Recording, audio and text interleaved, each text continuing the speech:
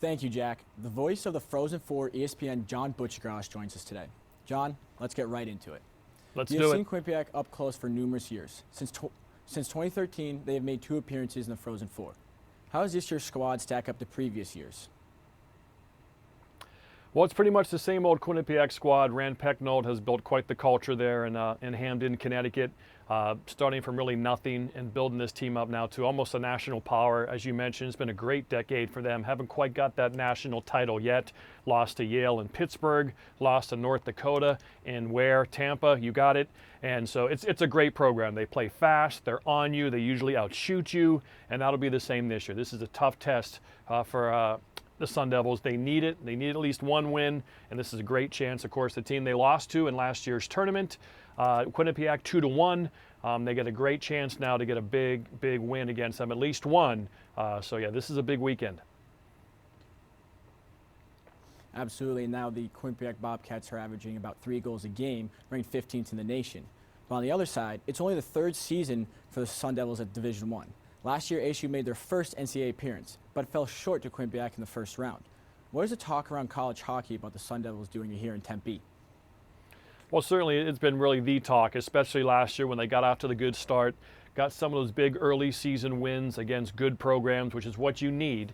Obviously, they're a team that doesn't belong to a conference, so they're going to have to get those wins and build up their computer points that way in the pairwise rankings. So they got people's attention early. They had the great goaltender who was the big difference this year, not there this year, so they'll have to overcome that. But yeah, I mean, again, making those early season statements, beating big time programs, getting the attention of people, maybe jumping on them and surprising them.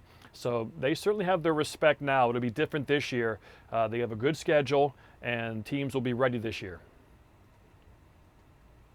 And Greg Powers mentioned that last year they were able to fly under the radar, but this year they're kind of the talk of the town. And also, ASU's already lost half of their games this season.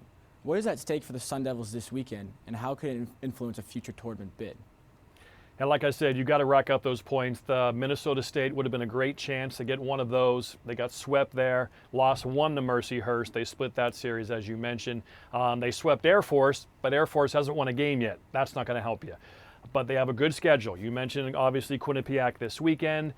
Denver comes to town. They'll go to Wisconsin. And then you look at a situation like the RIT Tigers in Rochester, New York. They're coming to play Arizona State, and they're off to a great start. So that's good. If you're the Sun Devils and you're looking to get up those computer points, you want to play teams who are playing well. So they're off to a slow start in terms of the computer, but obviously it's very early.